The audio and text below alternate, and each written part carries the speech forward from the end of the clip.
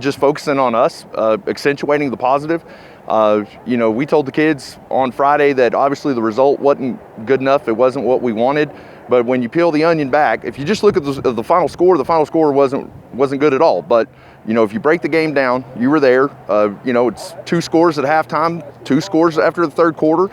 And, we tried to press the gas in the fourth and just, come up a little short, gave up a couple of touchdowns on offense. But it was us being aggressive and believing in our kids. And we're going to do the exact same thing this week. We feel like we ran the ball with purpose. Kamayan Williams did a really good job. Trayshawn Monroe, our other running back, both of them we felt like had really good games. DeJon Gilbert at the wide receiver position, just made some critical third down catches. And it just looked like as the game went on that Noel did, really good in the pocket and started trusting things. And I was really pleased with how our offensive line played going down the stretch. And then defensively, we scored a touchdown on defense.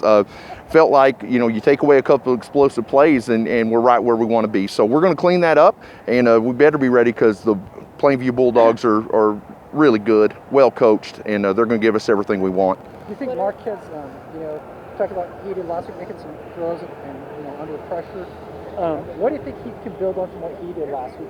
Those confidence skills, what you can maybe do now that maybe weren't sure you could do during the last. Well, I think the big thing for Noel is just trusting the people up front, trusting those offensive linemen. And again, I feel like you saw that as the game went along, as he was standing in there a little bit longer. Our receivers made some critical catches when they absolutely had to.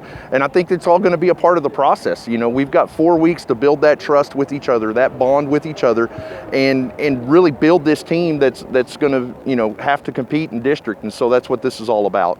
What are some things you focused on in practice the last few days in preparation for this week? For us, it's defensively, we want to make sure our gap fits are sound, and we've got to tackle. I think one of the big plays in the game was a third down and short where we had a defensive lineman tip the ball. They still caught it, and we missed the tackle. And they ended up getting the ball all the way down to our 10. So really just the basics, making sure that we get lined up. Plainview is going to give us a lot of different sets. Coach Haddock coming over from Abilene Cooper, that explosive offense that they've had over the last couple of years, he's a big reason why. And so they're going to run a lot of formations at us, so we got to make sure that we're lined up, we're gap sound, and we make tackles. When you're going up against a first-year coach like that, not a lot of film of what he's done at Plainview, so. Right, and so strategize different fish, I think what you do is you trust what you've seen. You trust what you've seen in Plainview. You trust what you've seen at Abilene Cooper, and there's not a lot of deviation from it. So really, it's true. I know this is coach speak, but it truly is about us and about us executing and doing the things that we need to get the result.